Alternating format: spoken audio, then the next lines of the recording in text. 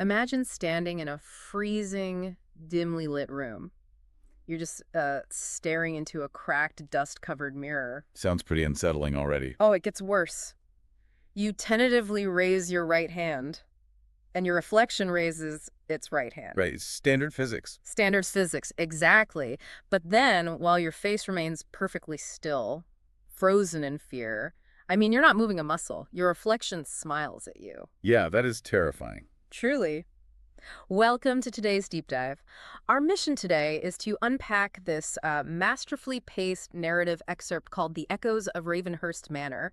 But we are not here to just, tell you a ghost story. Far from it. We're actually going to treat this text as a clinical case study. Right. We're breaking down the anatomy of a terrifying encounter to understand how physical environments can, well, actively manipulate human psychology. Like how they lower our defenses. Exactly. Lowering defenses and ultimately hijacking our perception of reality altogether. And we're doing this by analyzing the journey of a young journalist named Ethan. So let me just set the baseline for you. We are deep in Blackwood Forest. Okay. There's this abandoned mansion, Ravenhurst Manor, and the locals, they treat it like a quarantine zone. They just stay totally clear of it. Completely avoid it. The rumors are exactly what you'd expect, right? Flickering lights behind shattered windows, shadows moving independently of any light source, and auditory anomalies like whispers in the dark. From a purely anthropological standpoint, the mansion has successfully established a geographical boundary. Oh, interesting. What do you mean? Well, the local population has developed a shared cultural avoidance of the space. The environment has communicated a threat, and the community has responded by simply staying away. Yeah, but Ethan is an ambitious journalist. He sees that boundary not as a warning, but as a challenge. Right, of course he does. It's a rainy evening, thunder is rumbling, and he heads straight into the woods. The text describes the mansion emerging from the darkness like a, quote, giant sleeping beast. A great visual. Yeah, and what does Ethan bring to conquer this beast? A flashlight, a camera, and a notebook. It's a fascinating display of cognitive dissonance right out of the gate. Okay, let's unpack this. Wait, cognitive dissonance. I was just going to call it profound stupidity, Well, yeah. He's treating a historically terrifying, hostile environment like it's a routine press junket. He's bringing a notepad to a hurricane. It definitely looks foolish from the outside, certainly. But think about the psychology of preparation here. Okay. Ethan is relying on his professional identity to act as like a physical shield. Oh, why? By bringing tools of observation, like the camera, the notebook, he's mentally categorizing himself as an external observer, not an active participant. Oh, I see. So it's an ego defense mechanism. Precisely. He believes his journalistic objectivity will somehow insulate him from the physical reality of the space. So the notepad is basically his psychological safety blanket. Exactly. But the environment immediately begins dismantling that defense. Yeah, it doesn't take long at all. As Ethan approaches, the heavy iron gate just creaks open by itself. He hesitates, obviously, but he walks through.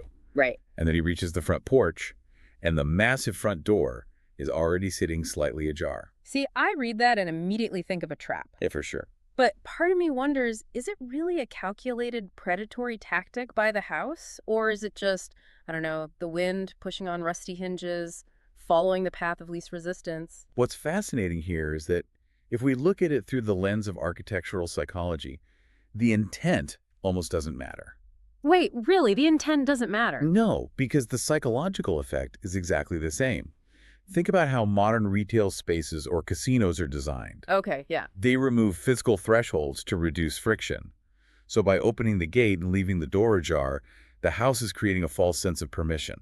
Oh, that makes so much sense. Ethan doesn't have to break a window or pick a lock. Exactly. The environment is accommodating his entry.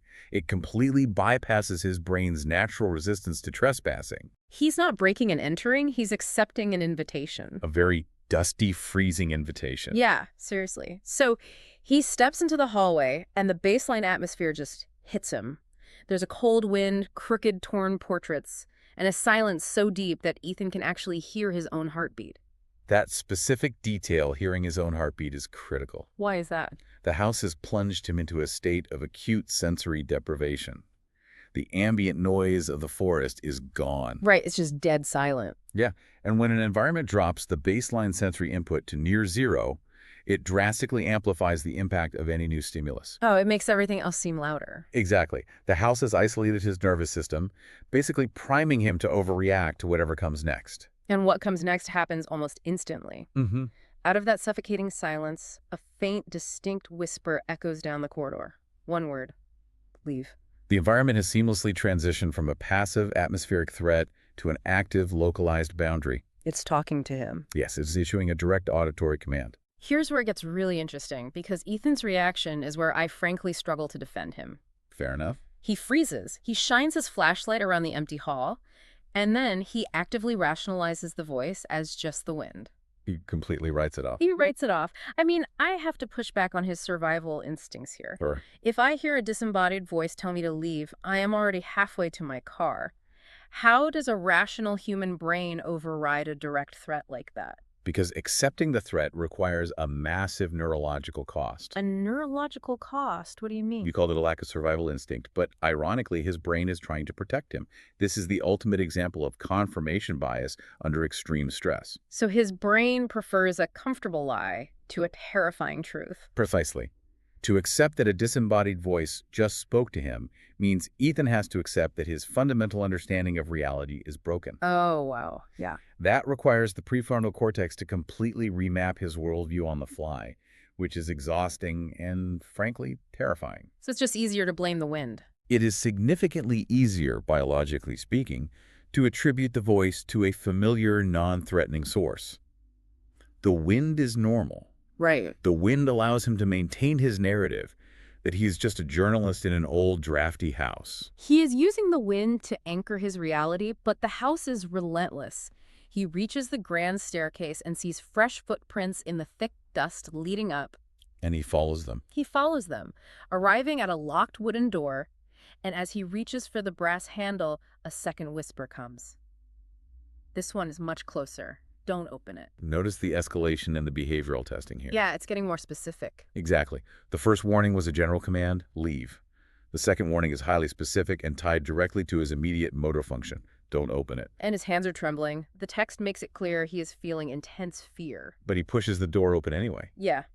If his brain is trying to protect him, why does he ignore specific warning when he's already terrified? Because by ignoring the warning, Ethan is implicitly agreeing to a new set of rules.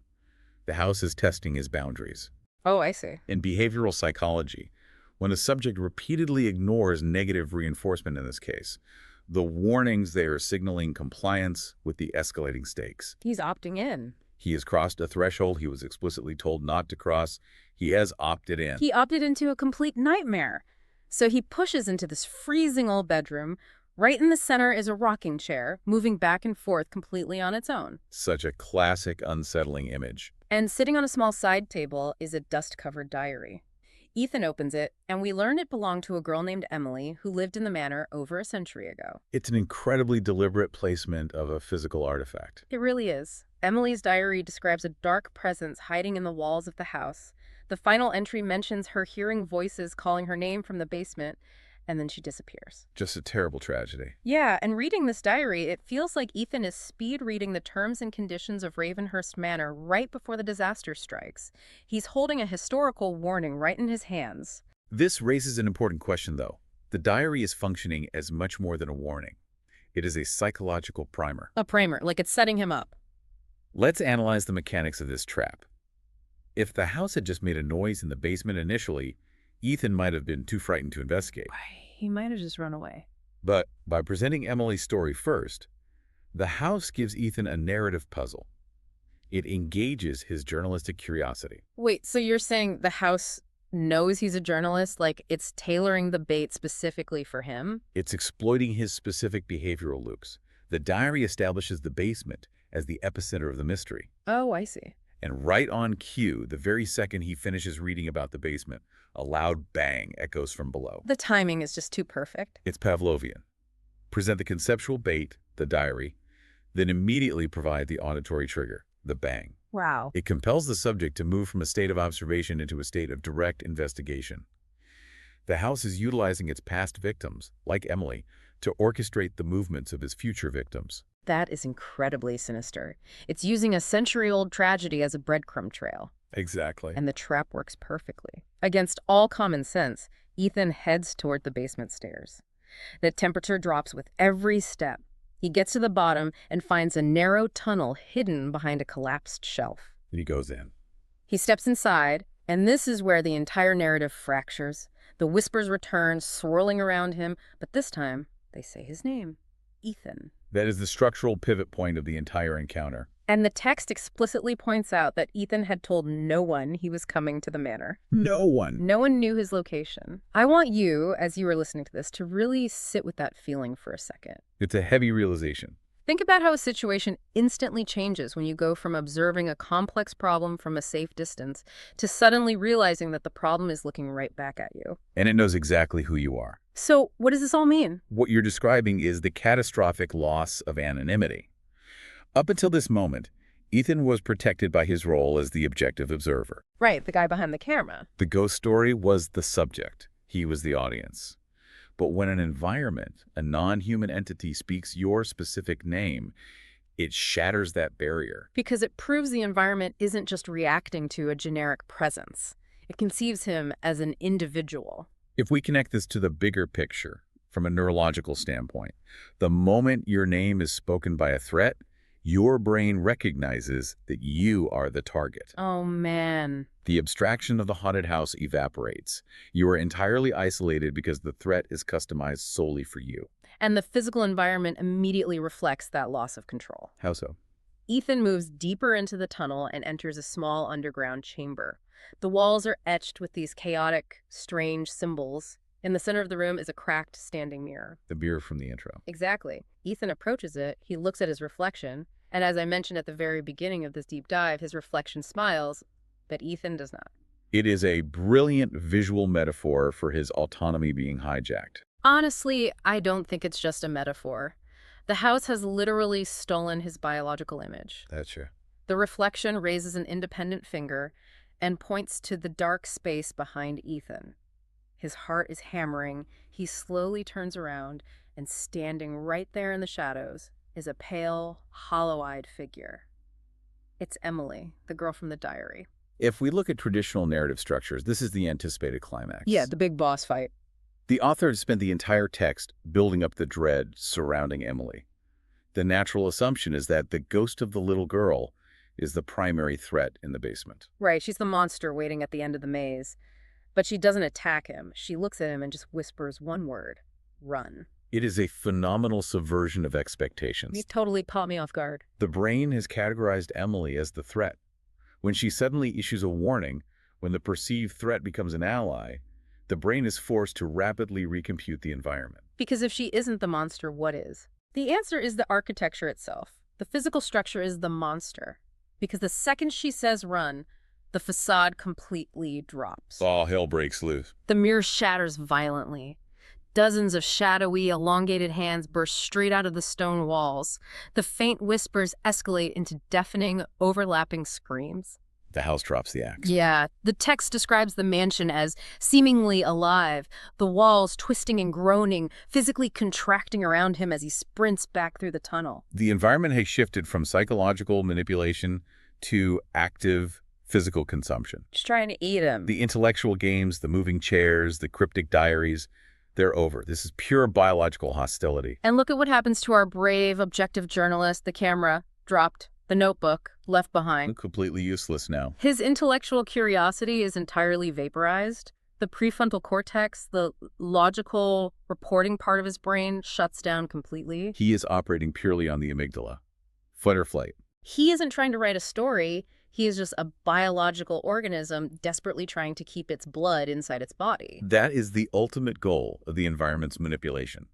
It systematically stripped away his professional identity, isolated his sensory inputs, forced his compliance, and reduced the intellectual observer into a primal, panicked animal. Wow. It broke his mind before it attacked his body. And he barely escapes. He bursts through the front door, scrambles through the mud, and races into the tree line. He looks back, gasping for air, and Ravenhurst Manor slowly vanishes into a thick, unnatural black fog. He makes it out. He survives the physical encounter. The sun comes up.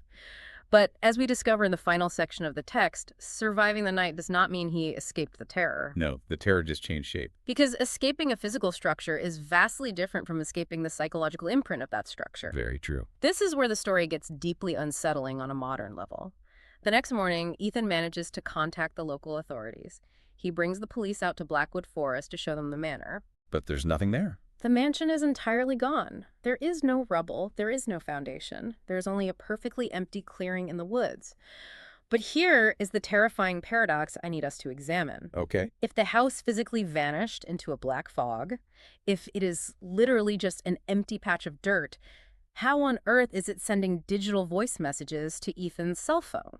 Because the entity has adapted. What the author is illustrating here is a highly literal representation of portable trauma. Portable trauma. Walk me through exactly how that works in this context. Well, in real-world psychology, when a person experiences profound terror, they often believe that geographic distance equals safety. Like if I run far enough away, I'm fine. Right. If I leave the war zone or if I leave the abusive household, the threat is gone. But PTSD alters the hippocampus and the amygdala. The brain continues to project the threat into safe spaces. The trauma comes with you. The trauma becomes portable. In this narrative, the house mirrors that psychological reality. It no longer requires physical walls, iron gates, or basements to trap Ethan. It's moved on. It has relocated its presence directly into his intimate digital life. The text notes that Ethan refuses to speak about what happened. He is completely silent. But sometimes, late at night, in the safety of his own apartment, his phone lights up. Chilling. It's an unknown number, and when he listens to the voicemail, it's that same distinct whisper from the hallway. Come back. It is the ultimate violation of sanctuary. By infiltrating his digital space, the entity demonstrates that the physical escape was an illusion. The house didn't disappear, it just moved into his mind. And for you, as the listener, this explains why certain mysteries burrow into your brain and refuse to leave. We need answers. Human beings are biologically wired to crave closure. We want the cops to put up yellow tape. We want to see the physical evidence. We want the monster caught. Yeah, we want the ending. But unresolved mysteries, where the physical evidence completely vanishes like the empty clearing, but the symptoms stubbornly remain like those late-night voicemails, they deny us that closure. It keeps the brain in a perpetual threat response loop. The lack of closure is the entity's final act of psychological hostility. It never lets him rest. It leaves Ethan and the audience in a permanent state of anticipation. The story refuses to end, which means the threat is never neutralized. So if we look back at the entirety of Ethan's journey, he began as an overconfident observer, armed with a notebook and a massive blind spot, treating a legendary hostile environment like a tourist attraction. Total underestimation. He ignored the environmental friction, he fell victim to the comforting lies of his own confirmation bias, and he walked directly into a historically proven cyclical trap. Step by step. His identity was shattered, his reflection was hijacked, and he was physically hunted by the architecture itself. He transformed from a vocal journalist into a haunted, silent survivor, pursued by trauma that literally fits inside his pocket. It is a complete and total deconstruction of the human ego when faced with an environment it cannot comprehend or control. It truly is. But before we wrap up this deep dive, there is one final, incredibly unsettling thread hidden in this text. All right. Something that hasn't been explicitly discussed yet, but once you see it, it fundamentally rewrites the entire narrative we just analyzed. It forces you to question the very source of the information. Exactly. Let's look at the hard facts provided at the very end of the text. Fact 1, the text explicitly states that Ethan never told a single person he was going to Ravenhurst Manor. Right. Fact 2, the house vanished into a fog, leaving an empty clearing. No physical evidence. No evidence at all. Fact 3, and this is the crucial one, the text ends by stating that to this day, Ethan refuses to speak about what happened.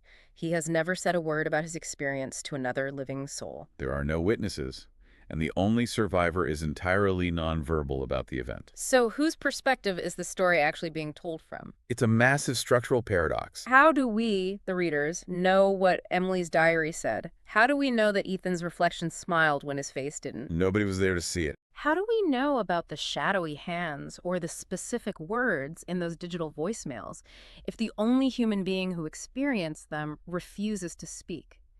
If Ethan isn't the one telling us this highly detailed story, who is? It heavily implies that the entity didn't just survive the encounter, It is actively broadcasting its victory. The narrator of the text isn't human. It implies that we have just spent this entire time reading the house's own diary. The house is publishing its own terms and conditions to a new audience, which Huh. means by listening to this deep dive, by learning about the basement and the whispers, you might have just accepted those terms yourself. A terrifying thought. As we discussed at the start, you can pack all the gear in the world to survive a physically hostile environment, but you can never pack for an environment that follows you home. A profoundly chilling thought to leave you with. Thank you so much for joining us on this deep dive. Keep your flashlights close, trust your instincts when you hear the wind, and whatever you do, don't answer calls from unknown numbers. We will catch you next time.